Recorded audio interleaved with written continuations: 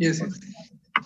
Good evening, everyone. I'm presenting the case of a 56-year-old male who has come with the complaints of pain abdomen for the past 6 months, along with feeling of weakness for the same time.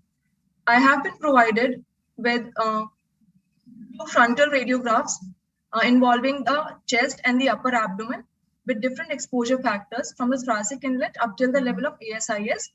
So on the given radiographs, I have there is presence of a well-defined oval-shaped extensile lytic lesion with a sclerotic rim, geographical type of lesion with a sclerotic rim, which is oriented parallel to the direction of the longitudinal axis of the right posterior 11th rib with a narrow zone of transition. There is no evidence of any calcification seen within the lesion, no evidence of any associated periosteal reaction, no associated soft tissue component is seen, and no evidence of any breach in the overlying cortex is seen. Mild overlying cortical thinning is seen in the given lesion. Additionally, there is also presence of multiple small soft radiodensities seen overlying bilateral renal shadow. Likely, they represent either nephrocalcinosis or renal calculi. So, to summarize, the rest of the visualized bones show no evidence of any similar focal lytic lesion as is seen in the right 11th posterior rib. The visualized soft tissue shadows and lung fields appear unremarkable. Okay. So I think that is a fairly good description of the images. So what is your differential diagnosis? So keeping in mind both the findings of an there is presence of a non-aggressive geographical type of osseous lesion along with presence of either renal calculi or medullary nephrocalcinosis. I would like to keep my first differential as hyperparathyroidism. Secondly, I could, because it is a non-aggressive lesion, my second possible differential could be fibrous dysplasia of the rib along with an incidentally detected renal calculi. And third possible differential, which is lower down in my list, but because of the age of the patient, I have to consider the presence of metastasis in this patient. But it is less likely because firstly, it is a solitary lesion, and secondly, it appears very non-aggressive. Okay, now supposing there was nothing in the kidney. Yes, sir. In that case, what would be your differential diagnosis? Sir, in that case, I would like to keep fibrous dysplasia as my first differential diagnosis. Okay, only fibrous dysplasia being your first diagnosis, or only diagnosis, or you will have some more diagnosis? Sir, I will have other, there are possible differential diagnosis for extensile lytic lesions. These include ABC, then metastasis, myeloma, lymphoma, sarcomas, brown tumors. That's also. So you see, when enchondroma also, sir. Enchondroma also. So this is something you see. Definitely an extensile lytic lesion in any place has a long list of differential diagnosis. But when you are in the exam and you are being asked about a differential diagnosis, you need to remember that you need to have your list from the most probable to least probable. Okay, I think first thing you told was fibrous dysplasia, right? Yes, sir. Yes, sir. Second. So second, I would like to keep ABC. What did you tell me? First tell me. So fibrous dysplasia. Revise differential diagnosis if needed later, but what did you tell me? See, why I want to repeat you the same list, I'll tell you later. You just tell me. First, you told me this was fibrous dysplasia. Second? Yes, sir. So we could keep metastasis or myeloma or lymphoma in this patient. Lymphoma. Myeloma, lymphoma. So because considering the age of the patient, then we can keep, because it is a very benign lesion, enchondroma, then brown tumor. Okay. So tell me why fibrous dysplasia is first on your list. Sir, because it is showing a Rind sign, which is very specific for fibrous dysplasia. The matrix shows no calcification as ground glass appearance can be appreciated in this. And it is usually it is a solitary lesion unless it is in the case of polyostotic fibrous dysplasia in which multiple lesions are seen. And sir, it can occur at any age. So that is also, age is not a factor also. And sir, it is a non-aggressive lesion. So fibrous dysplasia. So what is the most common age of presentation for fibrous dysplasia? So usually At what age it is most likely to be discovered? Sir, around 20 years of age, sir. Right. So this is whenever you are making a differential diagnosis, right? The age of the patient is very, very critical, isn't it? Yes, sir.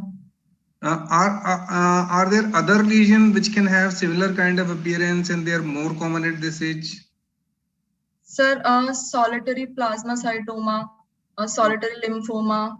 Solitary plasmacytoma, is it a common lesion compared to solitary fibrous dysplasia at this age? Can it be more common? Sir, at this age, we can consider. We can consider, right? Yes, sir. That is one lesion. Then what about other lesions? Because it's small lesion and this X-ray is not good, you may not be able to appreciate all the morphology. What sir, aneurysmal bone cyst also. We can. Aneurysmal bone cyst, can it present at this age? No, sir, it is less likely to present at this age. Right. It is usually appearing in younger patients. Right. So, and that is a hugely expensive lesion usually, and I don't think rib is a very common site for aneurysmal bone cyst. Right. So, yes, the age is against the occurrence of aneurysmal bone cyst. Even the morphology is not supporting. Okay. So, I don't think you should be including that. Okay, sir. Then brown tumor is a possibility because it can occur at any age. This patient is the clinical history of the patient is also pointing towards Brown's tumor because the patient is having lethargy and the patient is having pain abdomen. So right. Pain abdomen could be due to chronic, it could be due to pancreatitis in which the patient presents with recurrent episodes of pancreatitis. So right. That and peptic ulcers also. Right. So Brown tumor would be a reasonable differential diagnosis even at this age. And if you see the bones are not being seen particularly well in this case. Sir. Right? So there is definitely mild osteoporosis and osteomalacia. Tumor would be, I would say that you can put it even higher in view of the history as compared to fibrous dysplasia. Fibrous dysplasia would more often be a chance finding, and we must try and relate, our finding to the symptoms. And as you said, this patient is having weakness, symptoms of weakness and all that, which can be a common symptom of hyperparathyroidism. Yes, right? Sir. So considering both the findings as well as the clinical history, my first differential for this case is definitely Brown's tumor, hyperparathyroidism.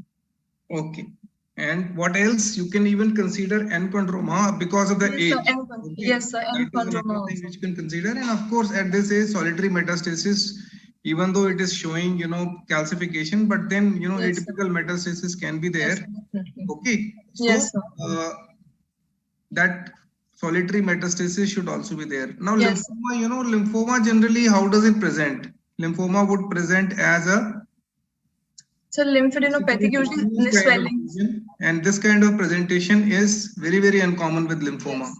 So I would rather suggest that if this is the only lesion, you should eliminate lymphoma from your list of differential diagnosis, right? So yes.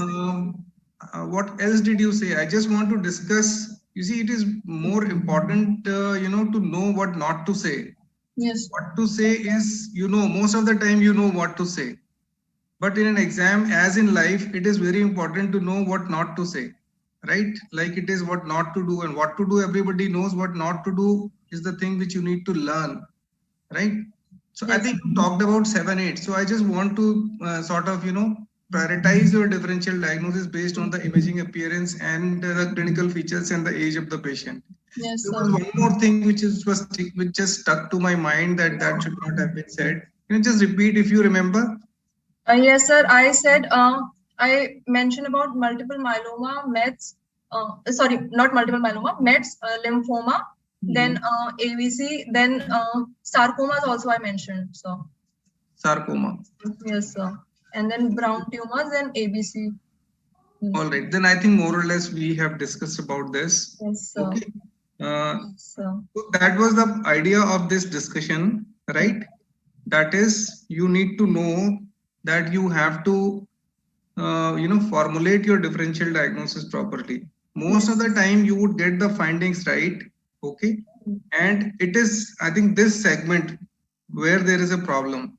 that how you list your differential diagnosis. So your differential diagnosis should be properly listed in the order in which they should appear based upon the clinical feature and the patient symptom. Okay.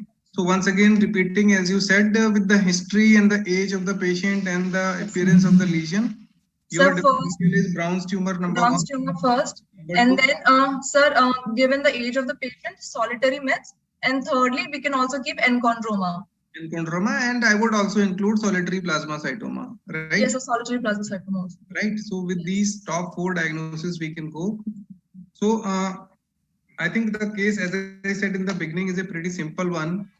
So if you are suspecting now with this differential diagnosis, how would you proceed further?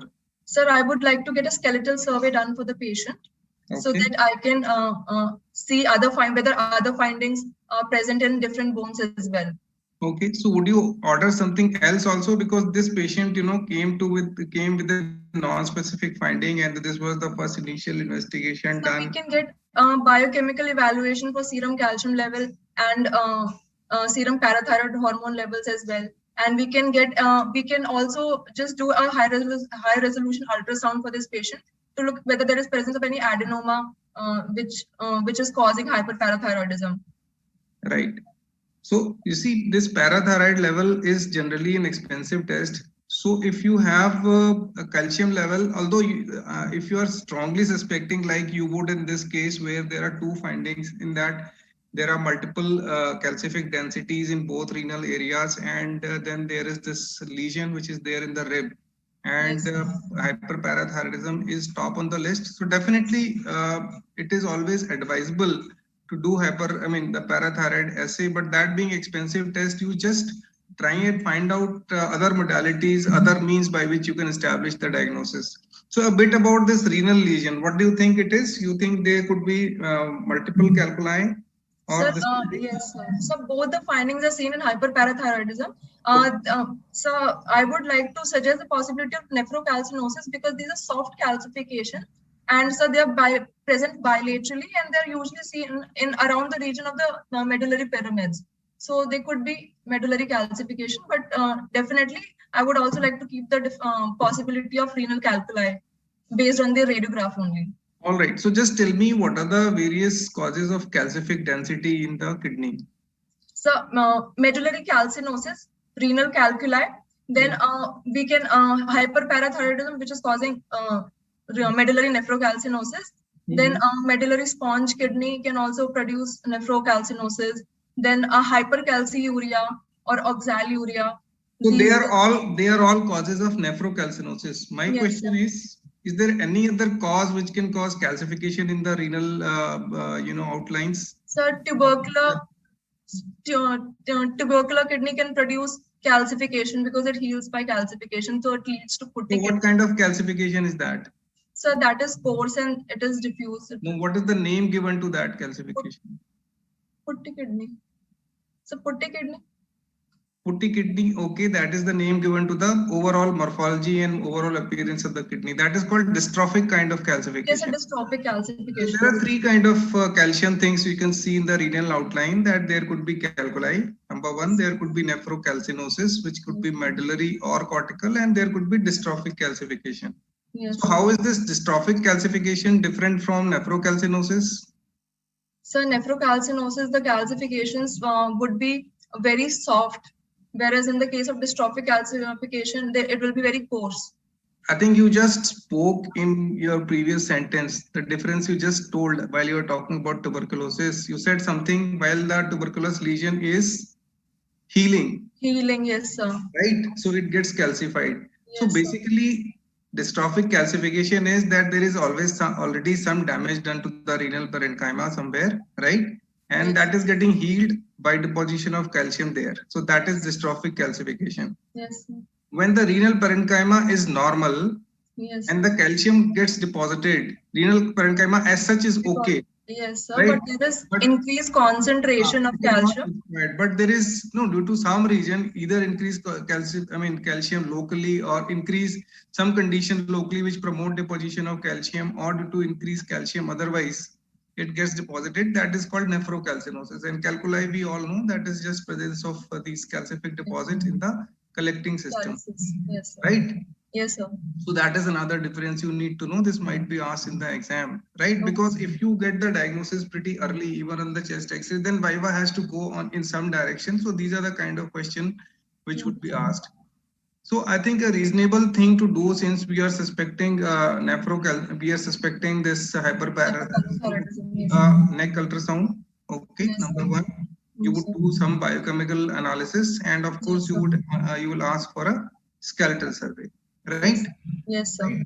So just remember, if you are clear here, but still, almost 15-20 minutes we have, I think 10 to 15 minutes we have talked on this X-ray. Yes, So sir. that is one. This is one point I want to sort of convey to everyone, that most of the times, most of your Viva would be on the basic modality. Okay, Yes. right? So you need to be very clear, and you need to be very clear about how you are making differential diagnosis on your first set of images. So that is the most important thing, and that will determine the future course of Viva. Again, I keep on saying in various sessions, again, I repeat, whenever you are making a differential diagnosis, have most of the time a clinical history which will be provided to you in the exam, may be a little vague, but definitely the age of the patient would be correct and imaging finding would be there in front of you, right? And so take all of these factors into account and go from the most common to least common, with the dictum that common finding of a common condition is first, followed by common manifestation of a common condition, uncommon manifestation of a common condition, and common manifestation of a rare condition. So if you have to make a differential diagnosis, follow this pattern. You will be right almost all the times. Okay. Yes. So I'll just give you next set of images. So should I stop my screen share? You please stop your share screen. I'll share my screen. Visualize image. Okay. So where you see that you can see that lesion is pretty well made out here. As you said, this is an expansile lytic lesion with the sclerotic border, and you can see multiple calcific densities seen in the renal parenchyma. Okay. And so this was pretty much nephrocalcinosis. This image shows both very nicely. All right. So this we have seen. Sir, I have been provided with the a frontal radiograph of bilateral hands along with the wrist. They show presence of subperiosteal erosion seen in the radial aspect of the middle phalanges of the second and third digit, along with mild acroosteolysis seen in the second digit of the left hand in the terminal phalanx. There is also presence of another expansile lytic lesion, which is seen involving the second metacarpal of the left hand, with few linear radiodensities, with few thin septa within, and it is showing a narrow zone of transition. And there is no evidence of any periosteal reaction seen, no evidence of any calcification seen within it. Then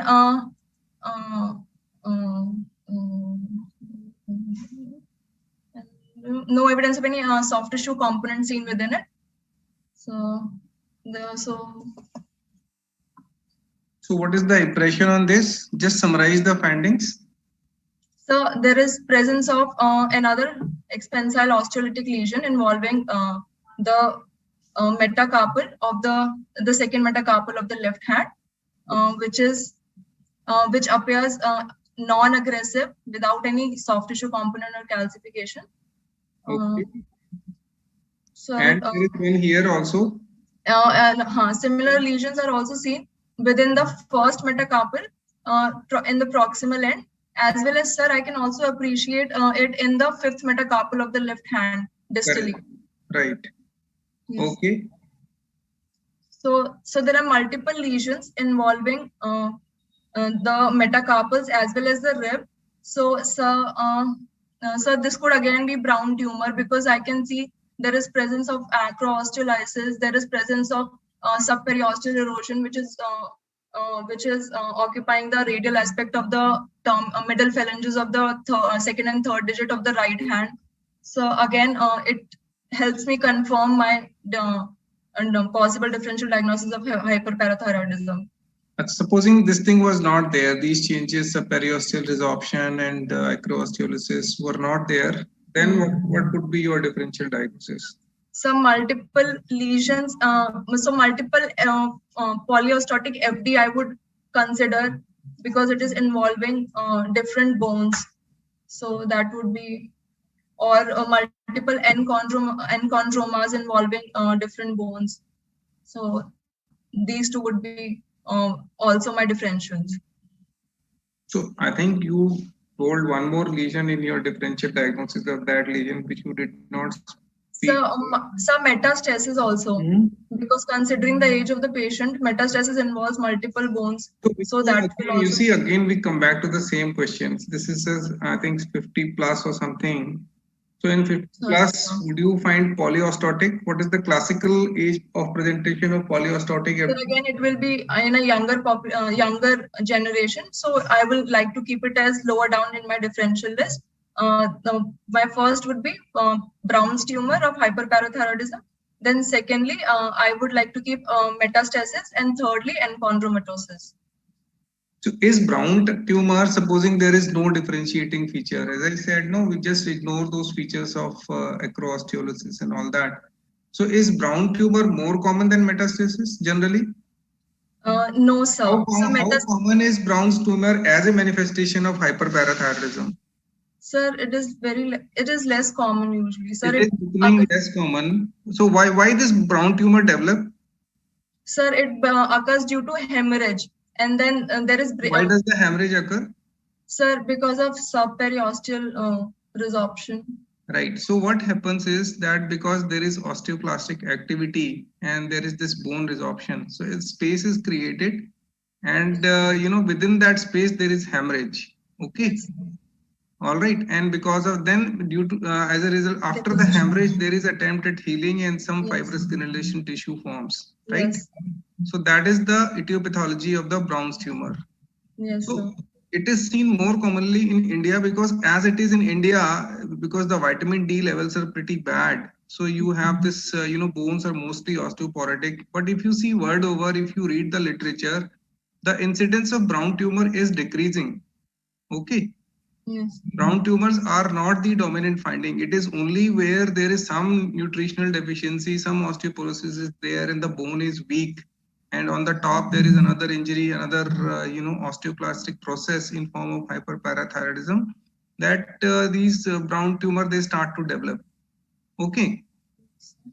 So Brown tumor as the primary manifestation as such is becoming, less common. So I would rather suggest that you would put in cases of multiple lesion, what the most common tumor of the bone?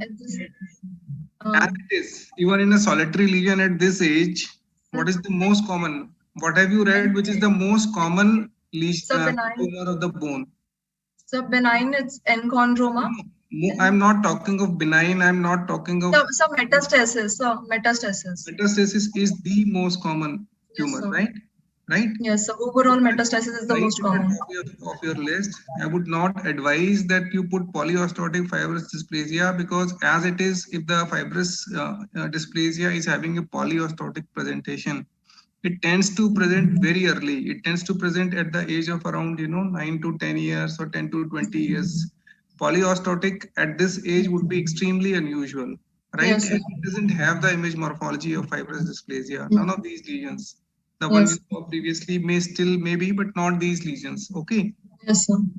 So metastasis would be a good differential diagnosis. At this age, yes.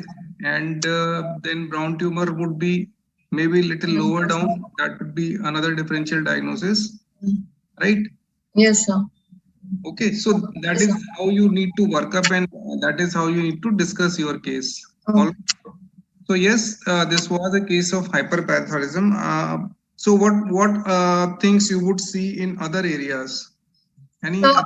Considering from top to bottom, sir, in the skull, we would see multiple salt and pepper appearance of the skull. There will be loss of differentiation between the outer and the inner table. And there will be sometimes focal osseous thickening can also be seen in the skull.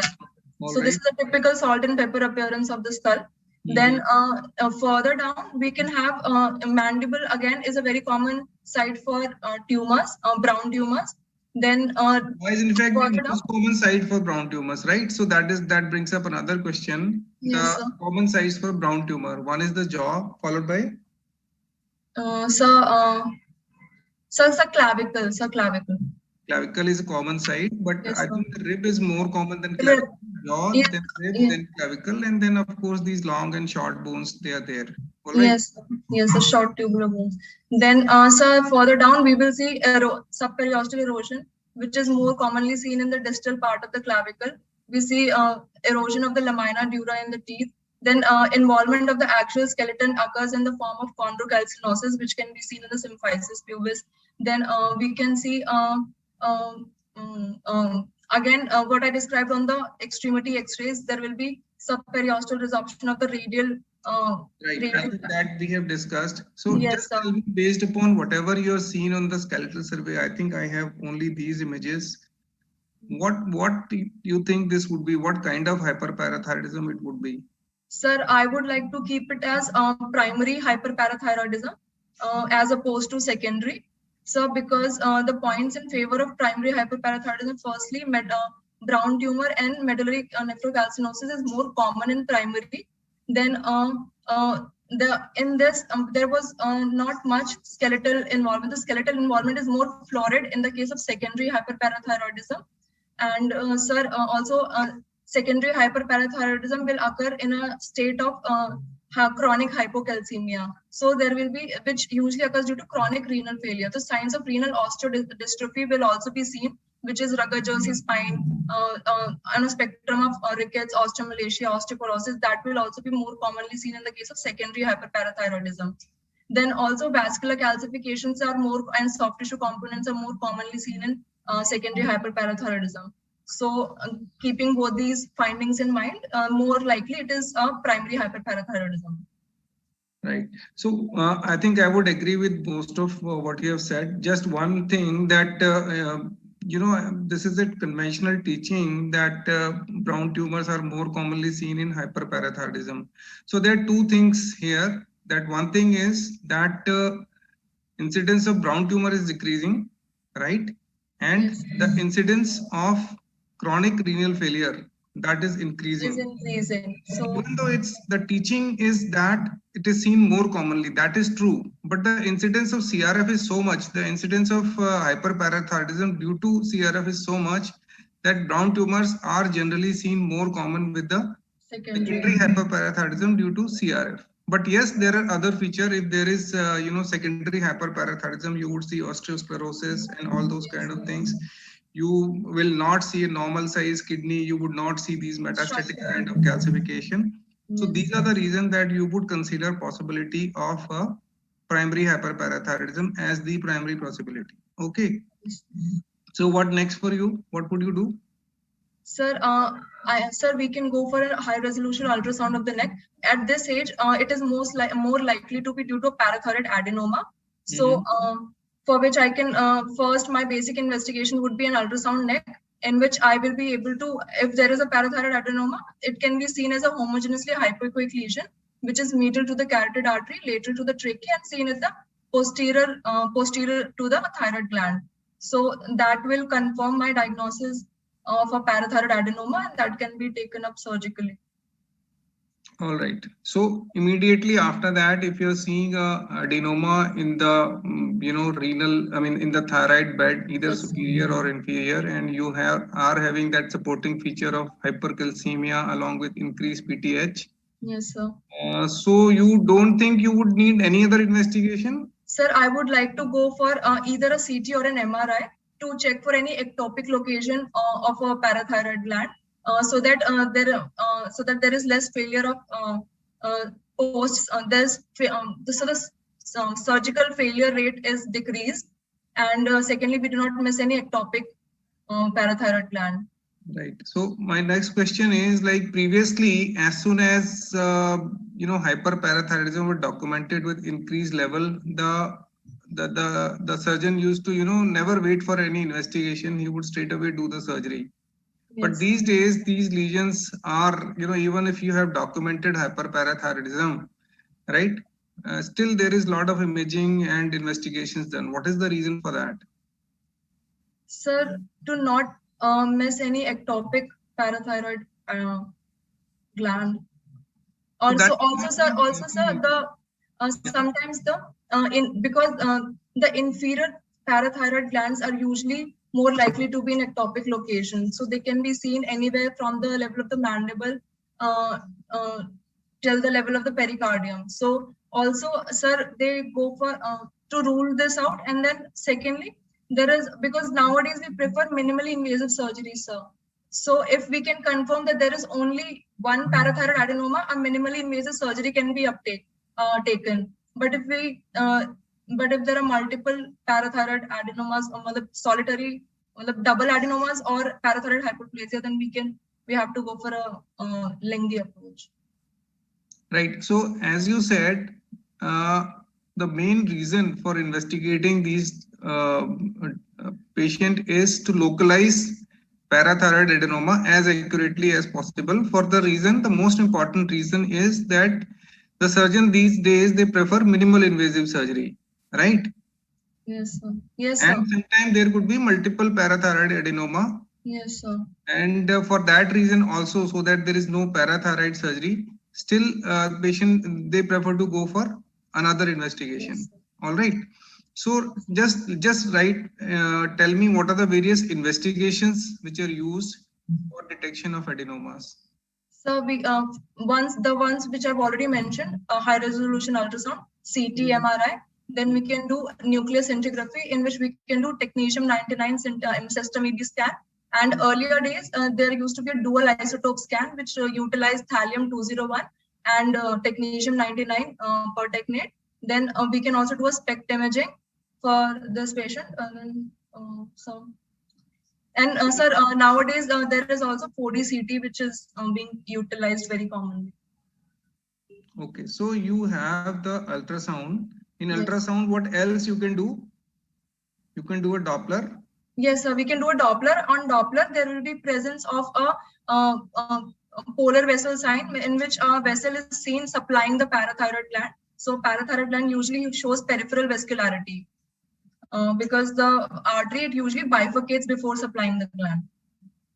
So tell me why this polar vessel sign is important. What is the other thing with which this adenoma can be confused? Sir, it can be confused with a lymph node. So in the case of, sir, esophagus also. Then so there are two things, which can be, falsely mimic this parathyroid adenoma. One you said is lymph node. Then what is the other thing? Sir, thyroid nodule also. Thyroid nodule, right? And because in quite a few percentage of the cases, these adenoma can be intrathyroidal also. They could be lying within the parenchyma, right? Yes, sir. Okay. Yes, sir. How do you distinguish it from lymph node? Sir, firstly, lymph node will show a hilum, which is echogenic, and it is supplied. Lymph node is supplied by hilar vessels. So right. Instead of the vessel going along the periphery, it will be like a hilar vessel supplying the hilum of the lymph node. So by Doppler ultrasound, we can differentiate between the two. Right. So, and how do you differentiate it from a thyroid lesion, thyroid nodule? Supposing there is intrathyroid adenoma, then what do you do? Can something help? Sir, vascularity. So vascularity, both can be vascular. That can be confusing. Something else within the ultrasound domain which you can do, not routinely done, but which you should know. So you can do a contrast enhanced ultrasound. Yes, the CEUs right? Can do. So what happens? In contrast enhanced ultrasound, if it is a thyroid nodule, it will follow the dynamics of thyroid circulation, yes. Right? Whereas if it is parathyroid adenoma, it will follow the dynamics of a parathyroid adenoma, right? So that means thyroid also there will be increased uptake, and if you take a delayed scan, you wait for some time, the thing will wash away. Whereas parathyroid adenoma, if you do a enhancement even on a delayed scan, it will retain that contrast for some time, and of course you would be able to see the polar vessels very nicely. Yes, sir. So you'll be more confident that this is a parathyroid lesion. Yes, sir. All right. Also, the enhancement of the parathyroid adenoma would be more than that of the thyroid gland. So that is also one Correct. feature.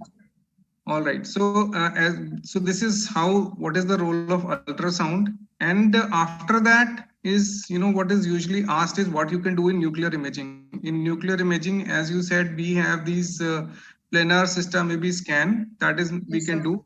We Yes, can sir. do system SPECT, and we can also do system SPECT CT. Yes, sir. Right. So as we increase our sophistication, the sensitivity of detection goes up. Right. Yes. So of all these three modality, system CT would be the best one. Yes, yes, sir. So just sometimes somebody may ask you a little bit about when do you take the images on system What is the what are the time points where you take the images? So first we can take.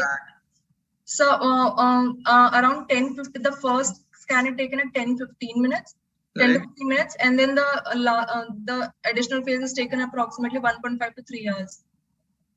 So usually it is taken at 2 hours, 120 minutes, then if needed, a little more. Yes, so what happens? Why do you need these two phases?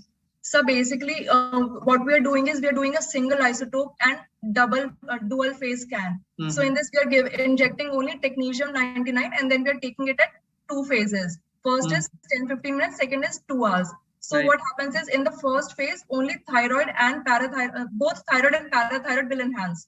But in the second phase, thyroid will wash out and only, thyroid will wash out and only parathyroid gland will enhance. So we can localize the parathyroid adenoma on this. Right.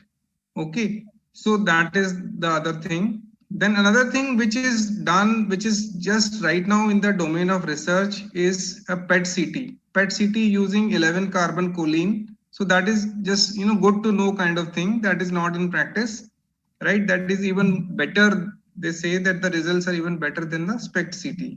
All right. So then what else? What are the other modalities? As you said, 4D CT. Yes, sir. And then MR, right? So, sir, yes, sir.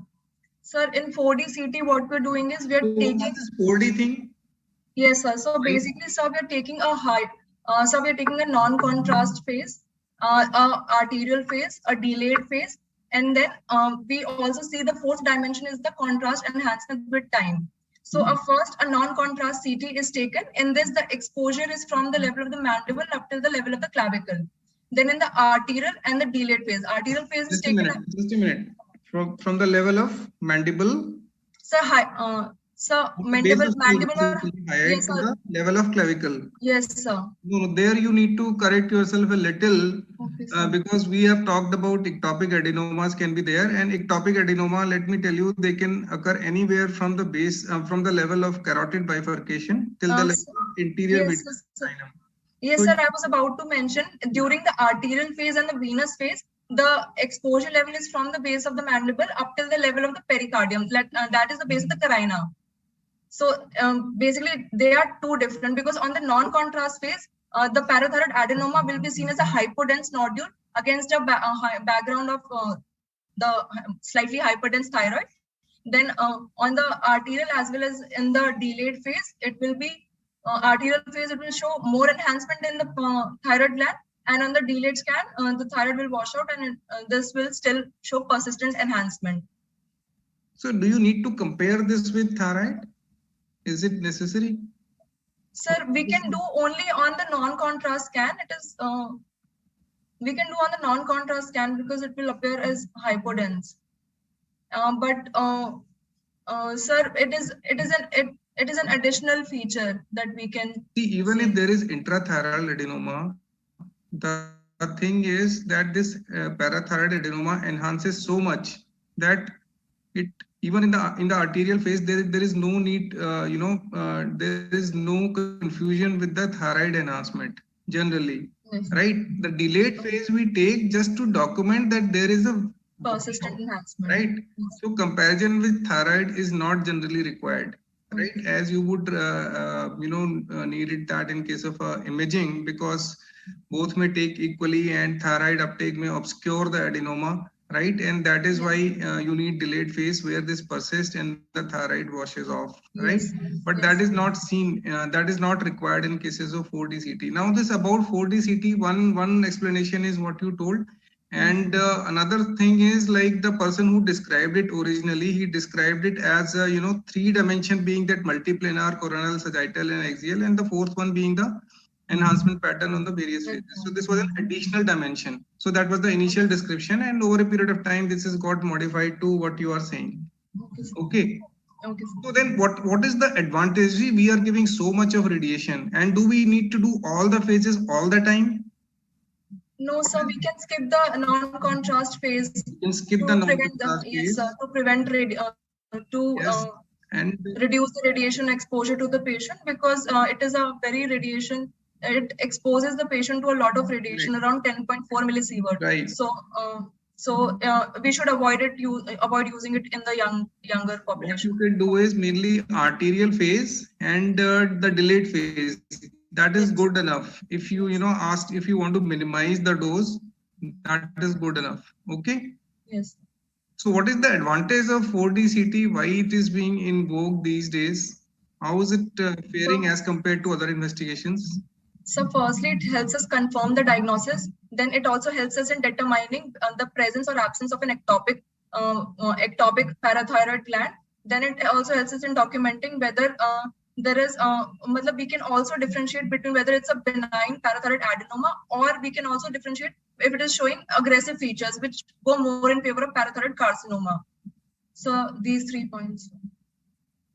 So I am asking you that, these things can be seen by other modalities also. Yes, what is so unique about CT scan that it is being used more often? That is because its spatial resolution is very high. Yes, okay. Spatial resolution is very high, so you can even pick up a small lesion as small as 0.7 millimeter, and because it enhances so much, so there is a lot of contrast between the normal structure and the adenoma. So even a small size lesion can be picked up, and because the inherent spatial resolution of current CT scanner is so much that this would just stand out. So this is the modality by which you are least likely to miss even a small ectopic parathyroid adenoma if you are going systematically examining each and every site. Okay. Okay, sir. Okay, sir. So that is the advantage of 4D CT, right? MR is not used much. Yes, okay. So if the patient is having failed surgery, so then of course 4D CT is the investigation of choice. Yes, sir. But before re-exploration, patient the surgeon always would insist for 2 modalities. He would like to confirm that this thing is there on 2 modalities. So generally, if there is failed surgery, you would do a nuclear scan investigation, and you would also do a 4D CT. That is common these days. Yes, sir. So there is another scenario. You have done everything. Yes, sir. Still, you are not able to localize a parathyroid adenoma. Then what? So SPECT can we do? No, you have done everything in imaging, but you are not able to localize. Then what you do? Sir, so we can go for an invasive procedure. So we can go for venous sampling, sir. Right. So that is the thing you need to know when everything else failed and the patient is symptomatic and you need to operate, right? And before operation, you need to be very, very sure, right, about where to go so that to minimize, so that to be as close to the lesion as possible and to minimize the time of exploration. You do a sampling. You do a venous sampling, super selective sampling of the vein on both sides. And what do you do that? What do you measure in that? So we are measuring the parathyroid hormone level in that. So that is the thing to do. And on the operative bed, again, when the patient is opened, what you can do is you can do regular venous sampling, and you can also do intraoperative ultrasound. Yes, so that is all you need to do. Yes, sir. If there is more than 50% decline within 10 minutes of removing the adenoma, then it is suggested that we have removed the cause of hyperparathyroidism. Right. So that is another thing, is that you need to have all these facility available right besides the OT, and even you can take the frozen section of whatever lesion you have removed. Okay, you can do a frozen section biopsy, and you can also do the parathyroid X-ray, parathyroid assay in the same sitting to be sure that yes, you have removed the offending lesion, and then you can close the patient. Okay, so basically these are the issues in parathyroid adenoma. That is, most of the time you would be given some initial imaging modality, and most of the time parathyroid adenoma, if it comes in your exam, you would be given some bone X-ray, right? The previous case also was a case of brown tumor. This was also a case of brown tumor. And these are the issue which you need to highlight, that is to make a proper differential diagnosis, and just to know once this biochemical hyperparathyroidism has been confirmed, how you need to go about evaluating the patient, right? What are the causes for failed surgery, what you need to do in cases of ectopic parathyroid adenoma, and if after all investigations still we are not able to localize, then what are the options we have. So that comes in your theory question, because hyperparathyroidism is also an important theory question which will come to you. So you have to put these all these idea briefly, right, to finish your question in 18 minutes. So I think you have done very well. I think the initial X-ray was a little bit difficult one, because those findings were difficult to pick up, especially that bone lesion. That X-ray was not so good. So congratulations to you, and other findings also you described very well. So I think you have done. If I am the examiner and I gave you a case just I think 3 or 4 hours before only. So I think you have done extremely well. You would pass with a very high score. Thank you, sir. Thank you, sir.